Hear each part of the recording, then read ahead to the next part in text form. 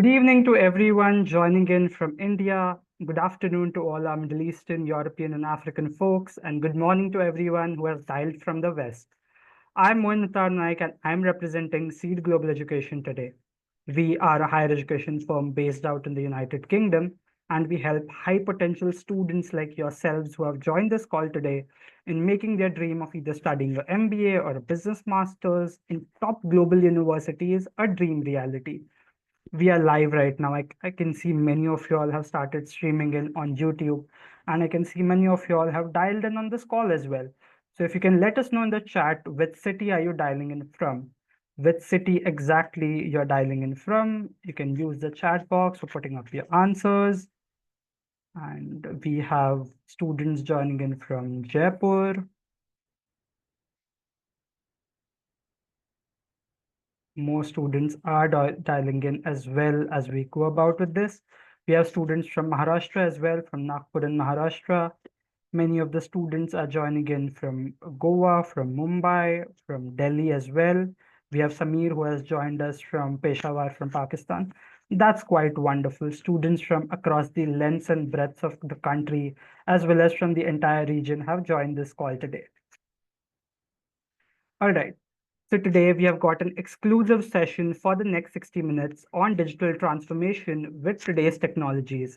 And this session today is brought by Loyola Marymount University's College of Business Administration, which is located in Los Angeles, the most happening city in the entire United States of America. What exactly is digital transformation? Why is it relevant for today's businesses? All those questions would be answered in today's session.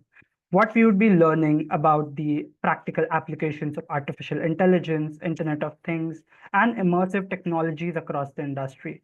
We would be gaining insights into successful digital transformation strategies and discovering how to future-proof your business against technological disruptions. The College of Business Administration at Loyola Marymount University was established in 1926 and is accredited by AACSB International. The CBA mission is to advance knowledge and develop business leaders with moral courage and creative confidence to be a force for the good in the global community. They offer a wide range of graduate degrees ranging from Masters of Science in Accounting to Business Analytics to Entrepreneurship and Sustainable Innovation.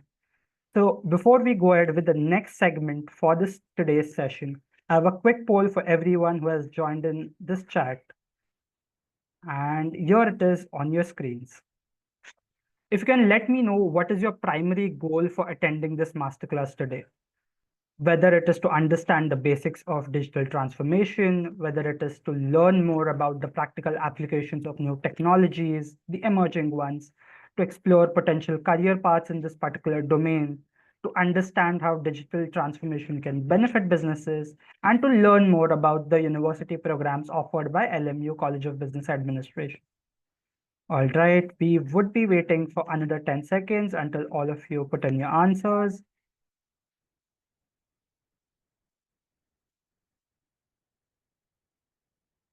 Last 5 seconds.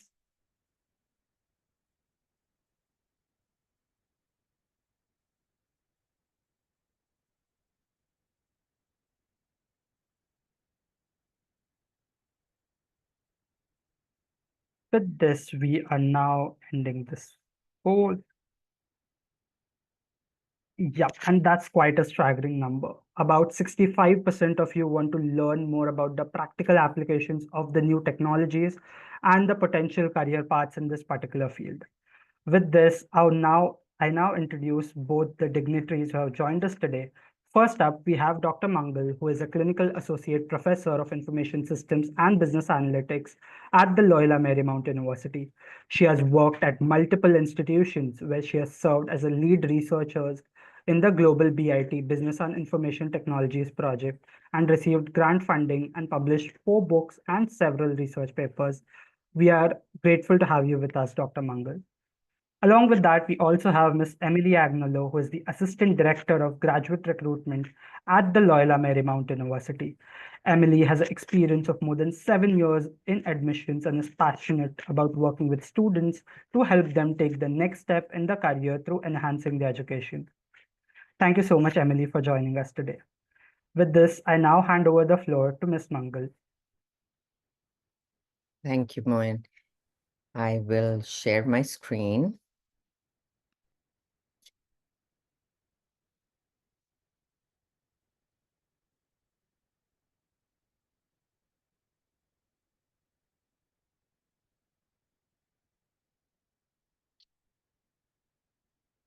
Thank you for the kind introduction. Hello, everyone. I know we have the world here.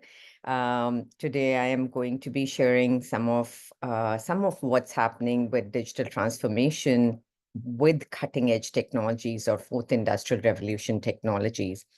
And I want to start you out with thinking about the music sector. So about 20 years ago, we had a group of panelists from the music sector all pulling their hair out because they were so frustrated at what had happened to the music sector.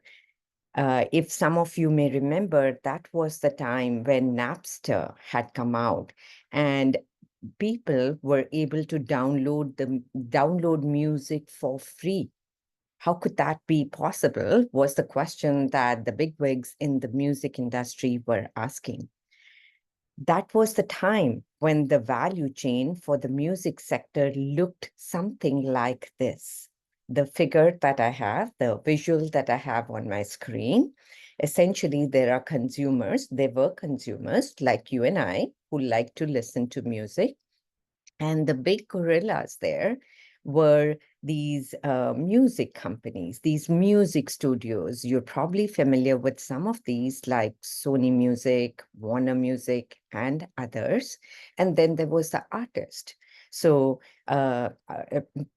people like David Geffen, who worked at or who had these music studios, they would find artists, they would discover artists, and they would bring them into the studio to be able to make them into big stars. That would create music and would get it to us, the consumers. So as you can see, everything at that time was done by the music studios. But once there was the possibility brought about by a technology company that music could be downloaded for free, it put the entire sector into chaos. A lot of disruption happened in the sector, and I'm going to talk about some of the changes that happen on my next slide. But this is how the music sector looks like today, the value of the music sector. There's still the consumers, you and I, who love listening to music. There's still the artists who create the music. But in between, you see that the studios, the number of studios have shrunken. And there's a second layer, there's an in-between layer that has come about. And this layer includes brick and mortar retail, which is selling music, such as you could walk into a Target in the United States or a Walmart, where one can buy music. There's online retail, physical and download. So one can buy music from Amazon, for instance. And then there is streaming with iTunes. What happened and what saved the music sector at that time, when the music sector was in disarray, was Steve Jobs with his Apple stepping in and creating iTunes. And that has resulted in this new layer being created, where now technology and other brick and mortar companies, as well as online retail, have stepped in to be able to make music accessible in different formats. So this is how the sector looks like right now. These two slides are talking about the intense disruption that has happened in a sector which makes music. So disruption that's happened in the music sector. Before I leave this, I also want to say artists today are able to create their own music, yes, but they're also able to get their music to consumers directly in some cases, such as Beyonce's self-released album a few years ago. So what has happened in this sector with this disruption? One, artists are now able to create their own music and get it directly to the consumers through social media platforms, such as they may launch it on YouTube or TikTok. The other things that happened were piracy, because music was, could be downloaded for free, could be pirated. Streaming, we've moved into streaming, whereas at a certain point in time, we were listening to music on CDs. Now, most of us are streaming music. That resulted in many of the big studios becoming bankrupt. It also resulted in many studios merging with other studios, many downsizing, new actors entering the sector, and we saw technology layer. That whole new layer was new actors, and then old actors adjusting and adapting, which is the studios primarily, since they were the big gorillas at that time, adjusting to this new way of presenting and selling and offering music to consumers like you and me. So what do we see? We see that roles have changed of the existing players. New players have come in. Business models have changed. And new ecosystems have emerged. So the music sector is no longer just a sector. It's actually become an ecosystem, which includes not just corporations that create and sell and market music and artists. It also includes other companies, such as retail companies and technology companies, which help get music to us in the forms that we are used to today. So massive disruption, which has led to the music sector now becoming stable and the value chain looking like it is today. This type of disruption is happening in any sector that you can think of today because of emerging technologies, because of cutting edge technologies, many of them being fourth industrial revolution technologies, which I will talk about in a few minutes later on in this lecture. Um, other companies and other sectors that have disrupted. Anybody using cameras today? When I ask this question in my classes, there's barely half a hand that goes up. Whereas Kodak and Kodak cameras were very commonplace anywhere one went just a couple decades ago. But Kodak as a company does not exist because they did not adapt to technology and to digital transformation. How about retail? Companies like JCPenney and Sears, which were major retail companies about 10 years, 15 years ago, and they are barely in existence today. Same thing with HP and Yahoo. Yahoo was a major leader, so was Hewlett Packard. We barely hear about them. They've been replaced by the Googles and the Amazons if we talk about big tech. So disruption has been happening not just in the music sector, but in companies across any sector that you can think about. So you're asking by now, why is Professor Mingal talking about disruption? I want to lead you from disruption to digital transformation.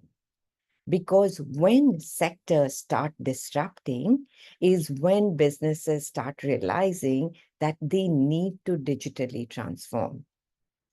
And for the most part, businesses, when they think about digital transformation, they think about the lowest rung in this pyramid, which is digitization. Digitization is about converting information from physical to digital. So, for example, if you have a printout, I have a printout. This is physical. When I scan this into a PDF, I'm digitizing it. So I'm converting physical information into digital information. That's digitization. The next rung in this pyramid is digitalization. Digitalization is using digital technologies to change business. So essentially, organization has to change to be able to absorb these new technologies. This digitization, these emerging cutting edge technologies that businesses are adopting. And finally comes digital transformation. So disruption happening in a sector leads to digitization, where businesses want to adopt emerging technologies, which I've pulled out. I've sort of clicked on the pyramid and brought in further details here. So this is your lowest level of digitization. Digitization to convert data from physical to digital. This data can come from keyboards, or your smartphones, touch screens. It can come from cyber physical systems such as sensors, your smart doorbells, your smart thermostats. It can come from databases and networks. So all of these lead to digitization, essentially data being converted from physical to digital. Next, it is aggregated, and any of these technologies, such as quantum computing, blockchain, or AI, can be used for this purpose. And all of this data is stored in the cloud. So data is analyzed, stored in the cloud, and this analysis of data helps leaders figure out how does how does the organization save money? So digitalization is the level where the organization is figuring out how does it save money. And finally, we get to digital transformation, which is how does the organization monetize all of this data? How does it make money from all of this data that it's collected? But also, how does it make even more money? It could be coming up with new products or anything else. So taking this from where we are right now to why do companies digitize? They may be for reasons such as we want to do better than others, we want to improve our employee productivity or sales, or it could be we're going to create value in innovation, come up with new innovations. And this is where mobile payments have been brought about. I think every country across the world has its own mobile payment application. In the US, it's Zelle and Venmo. In India, we have Paytm. In Korea, there is Kakao Talk. In China, there's WeChat, and then novel forms of customer interaction. How many times have you dialed in for customer support, and instead of getting a person, you get text, and the text interaction, because of AI, is getting better and better these days. So these are some of the reasons why companies are digitizing. Digital technology, focusing on digitization for a minute, which is at the bottom of the pyramid. There are three core dimensions of digitization. Processing of data, which is Moore's law, which states that the number of chips, or basically processing power, doubles every 18 months or every 2 years. Communication, which is that the communication speed of networks doubles every 9 months. That's how fast communication speeds are changing. And then finally, storage. Huge volumes of data are being created, are being developed, and the storage capacity is doubling every 13 months. That's the reason that organizations are able to store their data. Okay, so this hype cycle from Gartner helps explain when a new technology comes in, what is the cycle. So it always starts with the innovation trigger, which is where there's a lot of hype in the market. A new technology has come in. So, for example, when generative AI when when OpenAI launched their Chat GPT in November 2022, that was the time when the innovation trigger happened, and people who were keen to test out this new technology jumped in. Media jumped in to talk about it. Was when we were at that phase, the first phase of the cycle. Next, we went to the peak of expectations when this hype led to really high level of expectations from users such as you and I, from businesses and enterprises, as well as from media. So we were at the peak. Next is trough of disillusionment. Because there's so much hype around any new technology that comes out, the expectations from any new technology become really high. And therein lies the trough of disillusionment, because not all of these expectations can be delivered. Next is the slope of enlightenment, which is companies that where the expectations are unreal drop out, consumers where the expectations are unreal drop out, and this more serious businesses and consumers continue to stay, and they continue to figure out what is it really that this new technology can deliver to us. And finally, there's the plateau of productivity, which is that these are the values. This is what this new technology can deliver, and it gets into sort of a plateau, a stable stage.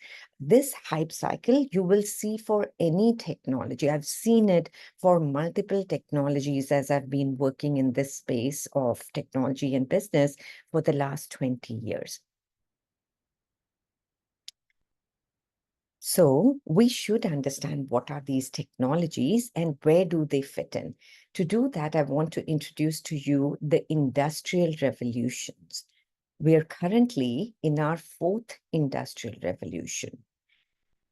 The first industrial revolution, which changed the state of society and economy to the next advanced stage, powered by technology. Essentially, when a new technology comes in, and it's so huge, its impact is so huge that it's able to change the state of societies and economies, entire countries, really across the world, then we call it an industrial revolution.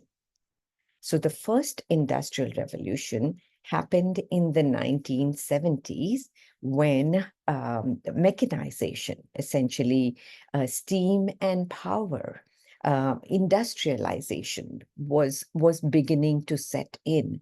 That was the time when economies across the world were more agrarian economies. They were agriculture based. But with industrialization possible, with mechanization possible, people started leaving their agriculture, their farms, and moving to cities. What became cities because of industrialization? Steam and power also were discovered at that time. So water power. So what happens with that? Because steam was discovered, steam engine was discovered. And what did that do? That changed things, that brought about mobility. And so industrial places could be set up. I grew up in a town in India called Jamshedpur or Tatanagar, and that's a hub of industrialization used to, it's still big time in terms of steel manufacturing. And the reason that it could be established was because cities like that could be established was because of steam power, because of steam engines, which could take which could transport what was required to be brought in and taken out after manufacturing. So that was the first industrial revolution. The second industrial revolution uh, changed industrialization in such a way, mechanization in such a way that now products could be mass produced. So, for example, the cars or products that people used on a daily basis could actually be produced in mass as opposed to individually, which would take much longer and would be much more expensive to produce. And then came electricity in this second industrial revolution, which changed engines, rails from steam to electricity, and therefore even increased the communication, the ability to move even further. Not just that, it also changed the ability to produce by using electricity. And so that brought about massive changes across the globe. Third industrial revolution is what you and I are probably more familiar with. It's the digital industrial revolution. This is where computers and especially the internet came about, the automation came about, and that, as we know, brought about digitization. We could actually uh, take our accounts, which were on paper until then, and put them into computers. And internet allowed us to communicate and work with each other wherever we may be located across the world. That was the third industrial revolution. A few years ago, and currently, we are in the fourth industrial revolution. This is the cyber physical revolution. This is the revolution where there is the convergence of physical and digital worlds. So this is the convergence of everyday physical devices becoming smarter, becoming digital. Examples in the consumer world, your and my world, are thermostats becoming smart, are doorbells becoming smart. But examples in the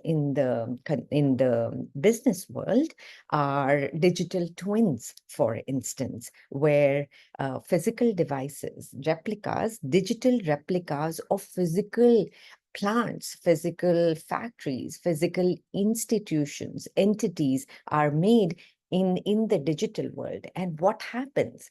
Once that is done, then businesses are able to understand, because now they have data, what's happening in their organization, what's happening in this plant, in this factory. This is bringing about huge changes. The first, second, third industrial revolutions changed economies and societies, but the fourth industrial revolution is really what's disrupting the world. I have the World Economic Forum report by Klaus Schwab. If you get a chance, you could take a look at it. The reason this revolution is different it's because of velocity, scope, and systems. Because this revolution, the innovation, these new technologies, the speed with which they are coming up is exponential compared to anything that has happened before. And what technologies fall here, I will share in one of the latest slides that I have. But the speed with which innovation is happening, new technologies are coming in, is one of the reasons that makes the fourth industrial revolution different from the first, second, and third industrial revolutions. The scope of this industrial revolution is huge.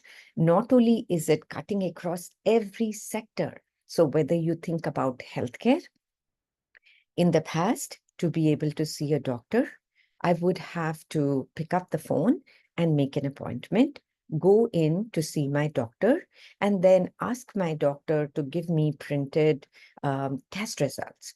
But today, we do not need to do that. Systems, they are changing across the breadth, depth, and production. Moin, how much time do I have? We have still some time, Dr. Mangal. Yeah. Okay, thank you. Planning on 3 or 4 minutes. Okay, so these are the industrial revolutions, and what are these technologies? These are some of the technologies that you're using and that you've heard about today. So cloud computing, almost everybody uses some form of email where your email is stored in the cloud. So Gmail, Yahoo, whichever type of email you use, your data, there's a high likelihood your data is not, your emails are not stored on your device, but on a cloud, on a server owned by another organization. Virtual reality, augmented reality, we are seeing these technologies becoming more mature today. Um, Apple has come up with their Apple Vision Pro. Meta, of course, has their own devices. And then we have Meta's Ray-Ban glasses, which are augmented reality. But not only that, we also have companies that are allowing us to try out clothes, how they will look on us. There are companies that are allowing us to put carpets in my room to be able to see how it will look in my living room before I purchase it. So that's the growth of virtual reality, augmented reality, mixed reality. We have Internet of Things. This I've been alluding to earlier on in my talk as well, which is devices becoming smart, which are the smart doorbells and the smart thermostats. Artificial intelligence and machine learning. This has taken the world by storm. While artificial intelligence has been around for over 20 years, generative AI, when OpenAI made ChatGPT available to all of us in the world, was when things started changing. And why did they change? They changed because AI became democratized. It became available to all of us to use, to try out and see what we could do with it. Okay, so every student in my class is using ChatGPT or other forms of AI today to be able to do their work, to be able to do their learning, or just to play around with it. Robotic process automation, RPA, which allows us to create software robots. You've heard about hardware robots. RPA allows us to create software robots. There's, of course, big data and analytics, blockchain, mobile and wearable devices. Mobile is big. You're carrying more processing power in your palm, your smart mobile device, than was used for the Apollo's mission to the moon. Wearable devices, your Apple Watches, or even your clothing organizations are able to come up with smart clothing, wearable devices. Autonomous, there's 3D printing, distributed computing, all of these form the landscape of emerging technologies. So, taking it all, starting with disruption, leading to businesses wanting to digitize by essentially converting from analog to digital, physical to digital. Next, analyzing their data using these cutting edge technologies. Today's technologies, storing that data in the cloud is digitalizing. So businesses changing, digitalizing to figure out how can they cut costs. And the next level is digital transformation, which is when businesses realize that they are able to not just save money, but they are able to innovate at such a level that they are able to come up with new products. They're able to change the entire organization to come up to be able to digitally transform. This slide here shows the 4 pillars of digital transformation. To be able to digitally transform, organizations need to be able to first or in addition to the other pillars, optimize their operations. Supply chains need to be optimized before they can digitally transform. So that's operations. Second is transforming products. So coming up with new products, the kind that I mentioned. Third is empowering the employees to do the projects that they want to work on. And most importantly, delighting their customers, making their customers happy, delivering to them what their customers are looking for. So what is digital transformation? It's it's rewiring how an organization operates. It's changing entire domain. So if Emily, who is here with me, if she were wanting to change the entire student journey or customer journey for students to be able to join LMU, then changing that entire customer journey through digital transformation, not just one step of that customer journey. That is what digital transformation is. So I want to end by sharing this slide with you, where digital transformation requires organizations to adopt emerging technologies, cutting edge technologies. But that's not all. What it also needs organizations to do is change their processes so that they are able to use these technologies well.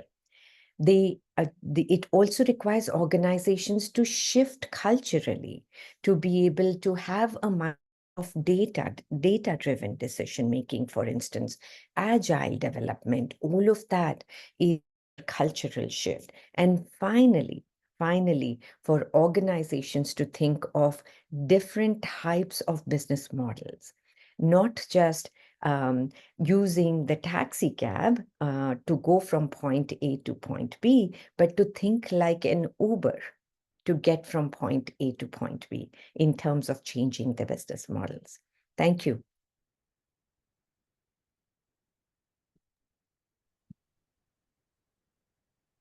Thank you so much, Dr. Mangal, for such a wonderful presentation. I personally got to learn a lot, many things from your presentation today. I'm pretty sure that all the students who have joined us today got to learn a lot, many things from your presentation.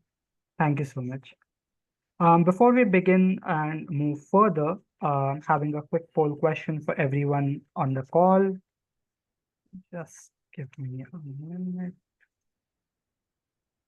Yep, and it's live.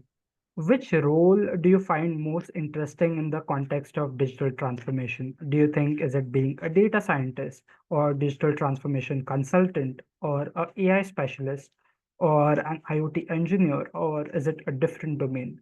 Which role do you think you would be most interested in this context of digital transformation? All right, we'll wait for another 10 seconds.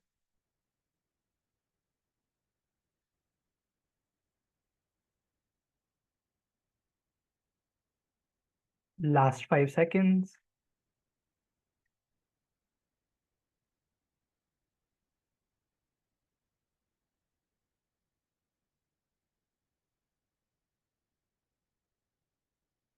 And time's up. All right, so here are the results. So many of you all think that AI specialist or a data scientist or a digital transformation consultant are few roles which you are most interested in the context of digital transformation. That's quite wonderful. And to share further knowledge about the different career paths in the areas of digital transformation, accountancy, business analytics, I now hand over the floor to Emily to explain on the graduate programs offered at LMU, the eligibility, scholarships, funding, and everything which comes with it. Hi, everyone. Thank you so much, Moin. Let me share my presentation here. Okay. So as it's been said, my name is Emily Agnello. I am the Assistant Director for Graduate Recruitment at LMU. Loyola Marymount University is located in Los Angeles, California.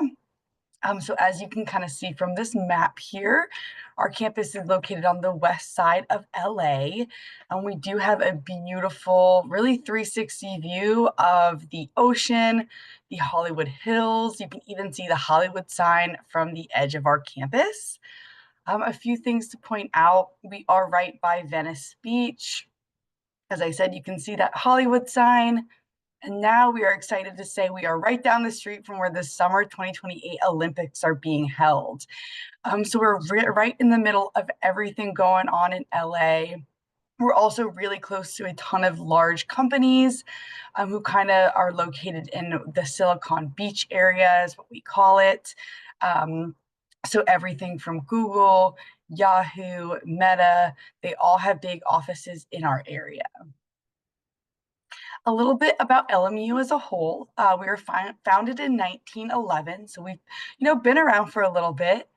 We are a Jesuit institution. So if you don't know what Jesuit institution means, it is a type of Jesuit is kind of a type of Catholic religion. As we are a Jesuit institution, we are very mission-based. So the LMU mission is the encouragement of learning, the education of the whole person, and the service of faith and promotion of justice. This is really important to us, and it's kind of weaving throughout our curriculum because we really want you to come to LMU, learn what you are looking to learn. We want you to not only learn our curriculum, but get out of our programs what you are hoping for. Then we also want for all of our alumni and all of our graduates is that you go back to the community, whether you live in, you're moving to, you are from, and you make it a better place. We're really looking for students who want to do good for the community and really help us improve the world and kind of make where we all live a better place. So today I will talk a little bit about our Seaver College of Science and Engineering and our College of Business Administration. We do have 7 different colleges. These are just 2 of them. So within our College of Science and Engineering, we have civil engineering, which has 2 different tracks of environmental engineering and water resource engineering. We have computer engineering, computer science, electrical engineering, environmental science, mechanical engineering, healthcare systems engineering, and then also any of these engineering programs I just mentioned can be paired with their MBA degree and be a dual degree. So you graduate within 3 years with an MS and an MBA. And then with our College of Business Administration, we have our MBA program, our MS in accounting, business analytics, taxation, entrepreneurship, and sustainable innovation. And we have our management program. So out of our College of Business Administration, our accounting, business analytics, and taxation programs are STEM designated. And then all of our programs within our Seaver College of Science and Engineering are STEM designated too. So a little bit about our student population. So 10% of our students at LMU are international. We do have a little over 10,000 students at LMU, with about 3,000 of those being graduate students. So with our graduate students, we have our students who are on our main campus, and we also have a Loyola Law School, which is in downtown LA, which is a handful of our graduate students too. We have wonderful student outcomes. So 99% of our students are employed or pursuing further education after they graduate from LMU. So whether that be they go into the workforce or they're moving on to a doctorate program, we have really great outcomes. So our students are going off and doing great things. Our median salary once students graduate is $129,000 a year. So looking pretty good for our graduates. When you do graduate LMU and while you are a current student, you have access to hundreds and thousands of LMU alumni. A lot of our alumni are great connections for our current students. We have an alumni current student platform that we call the Pride, which is a way for our students to connect with our alumni. It's a great way to see where they work, who to connect with. Maybe there's a company you're interested in working for and you see some alumni work there. It gives you the avenue to reach out to our alumni to connect with them. Then our career and professional development office has everything from career coaching, career fairs. They have fellowship information that provide internship information. They bring companies to campus for you to talk to, meet with, interview with. So we are always a very active campus when it comes to employer relations. And then just some of our top companies we see our students going to once they graduate: Boeing, Raytheon, Aerospace Corps. We also are right in the hub of the film and television industry. So a lot of our students go off and work in the film industry. SpaceX is right down the corner. You can see all the SpaceX launches from campus, which is pretty cool if you're there at night. Yeah, so a lot is happening on our campus and around our campus. A little bit about some application requirements. I will state this, that the application requirements are slightly different for all of our programs. These are some of the general items you're going to need. I do recommend looking on the program's website specifically to see if there's any additional items that you might need.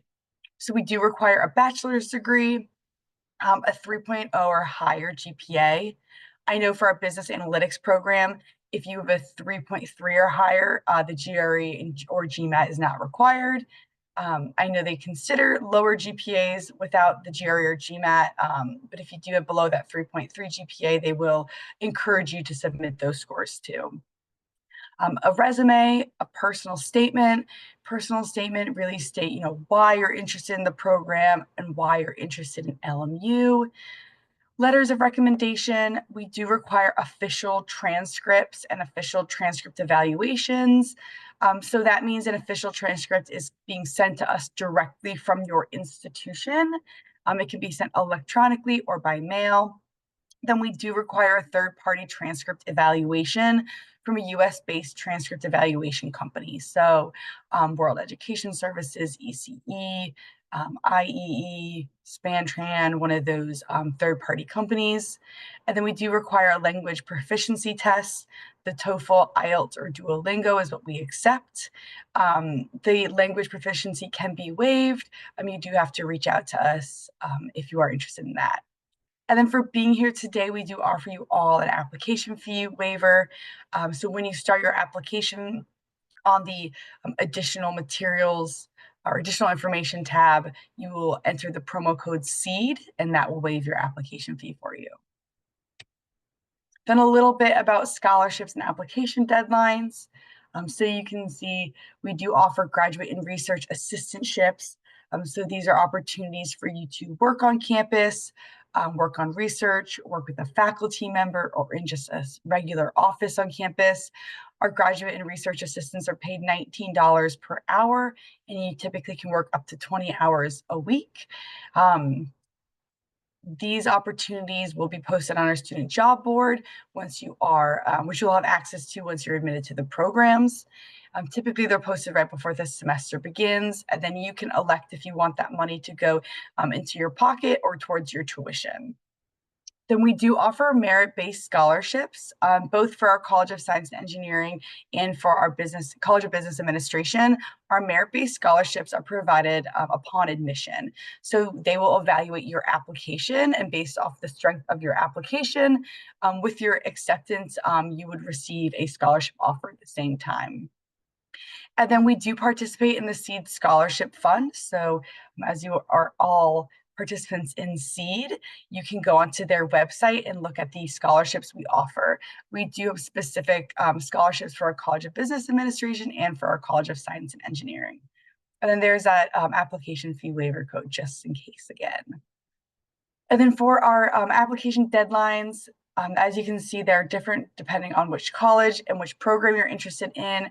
So I do recommend looking on the website specifically to decide which round would be best for you to apply for.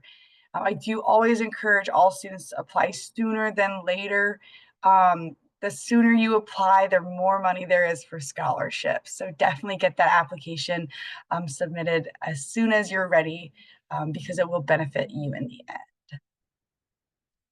And then if you have any further questions after this, please stay in contact with us. This general graduate admission email, as it may seem general, I check it every day. So you will be emailing me or one of my lovely team members through this email. You also can always give us a call. I encourage you to kind of explore our website. A lot of our resources are on there. And then we also have been trying to be pretty active on our social media. So give us a follow if you want to keep up with what's going on LMU's campus.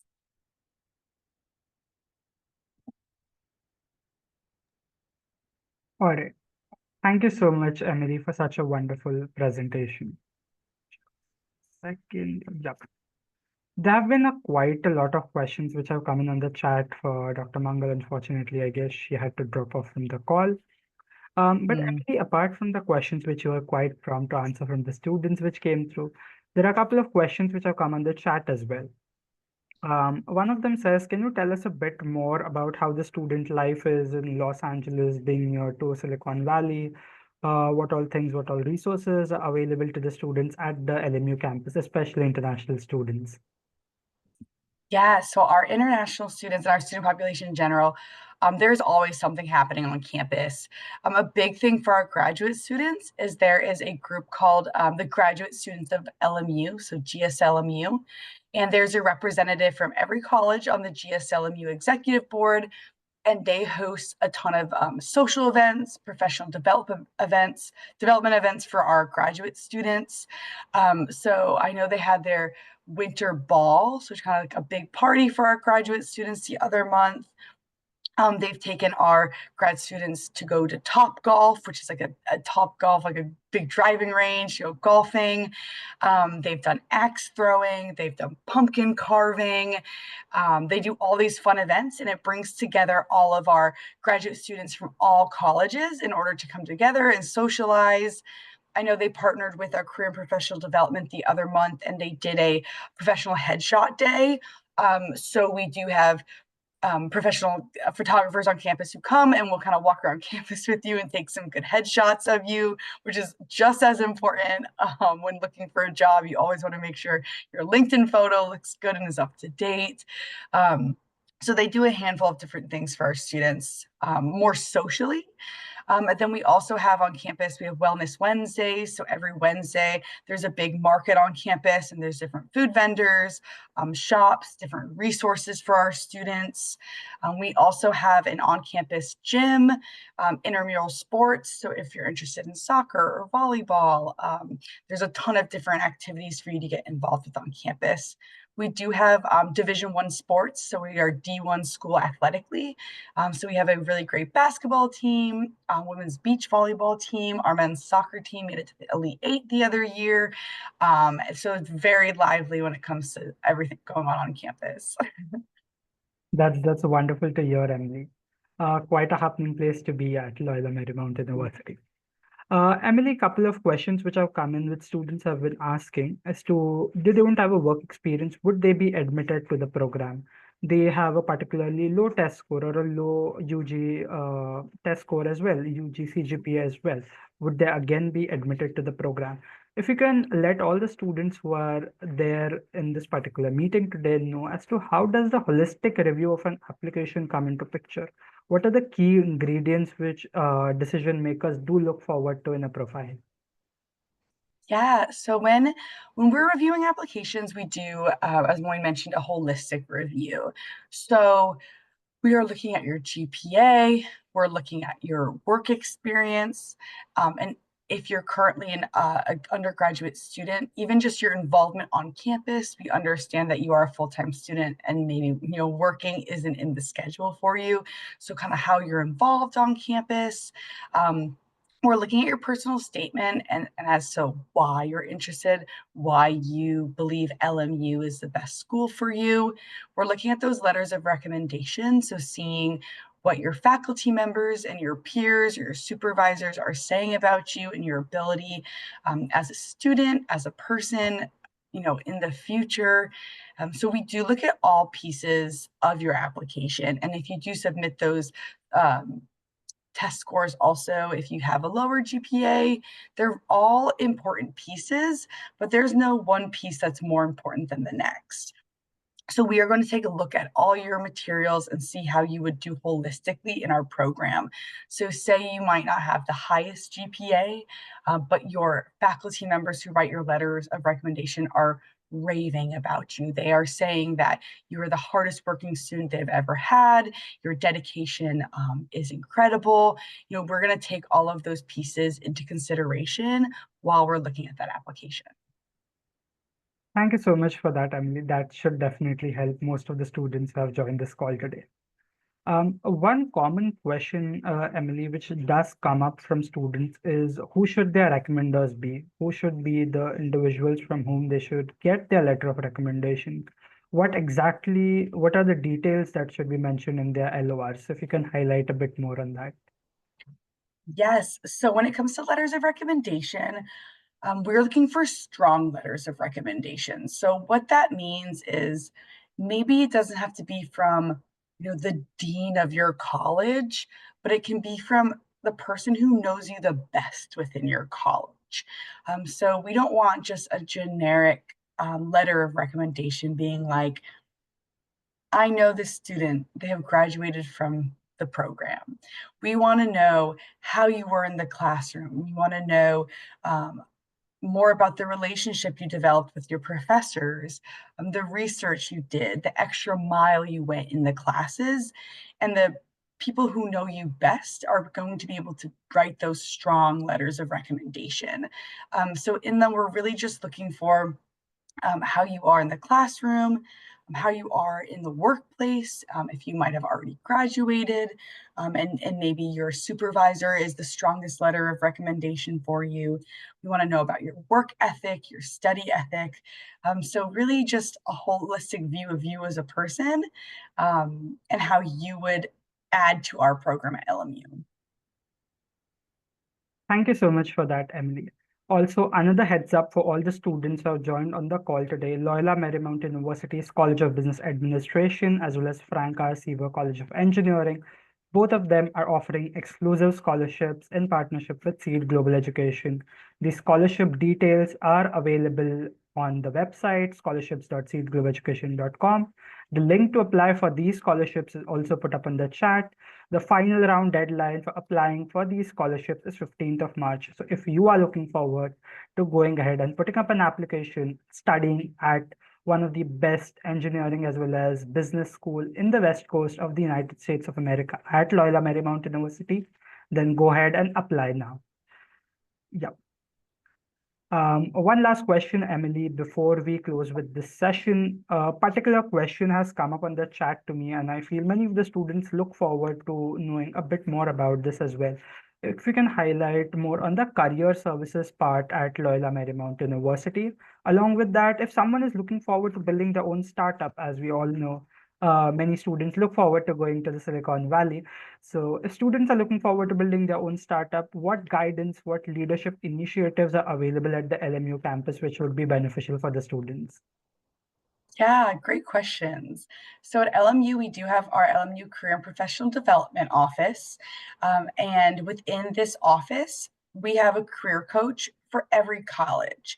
So that means your career coach isn't just like a general career coach. They actually only work with business students. So they also only work with the business, our companies who are recruiting our business students. They're working with our faculty to really tailor the events we're hosting to what is being taught. And then within our College of Business Administration, they put on events consistently. So they bring speakers to campus, they bring panels to campus.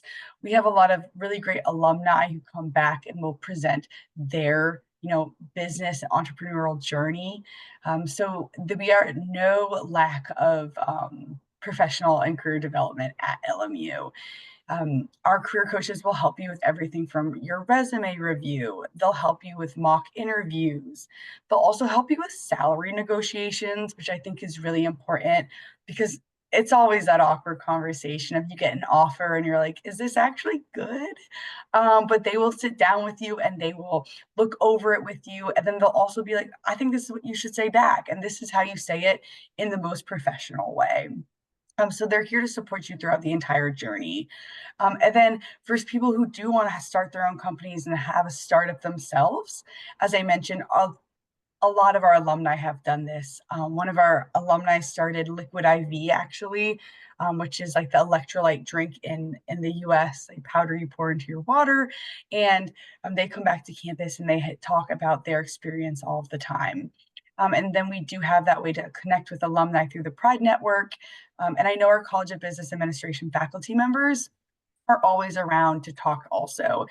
So one of the great things about LMU graduate programs is our programs are they're smaller.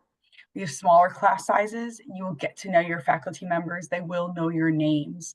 And we keep them small because intentionally, as that's kind of how LMU is. We're a very close-knit community, and you will get that one-on-one time with your faculty members and your peers. So you can create those connections and get all those questions and find a mentor throughout the program. Thank you so much for that, Emily. That should definitely help all the students with us in the call. Emily, before we close the session, I know we are dot on point right now. With time, one last question, more so, if there's any tips, any recommendations from your end to all the students who are looking forward to putting up the applications for studying in fall 2025, if there are any tips which would be helpful for them before they put up the applications to LMU? Yeah, so I definitely say take the time to research all of the programs. We have a handful of programs and really look which one would be best for you and best for your career path. It might not necessarily be, you're like, I have always wanted to be an accountant. I must do accountant. You can switch career paths when you go into your master's degree. So definitely take some time to reflect on that. And then also take the time to write that in your personal statement. We get a lot of generic personal statements, and the students who really write well thought out, tailored personal statements to our school really stand out to us within the application process. Got it. Thank you so much for that, Anvi. It was wonderful having you with us, answering all the student questions, anything and everything which will help the students. It was wonderful hearing from Dr. Mangal as well throughout her presentation and for expert guidance and your expert guidance. And thank you so much for being here with us. Thank you so much. It was great seeing you all. Thank you so much. Bye-bye. Have a good day.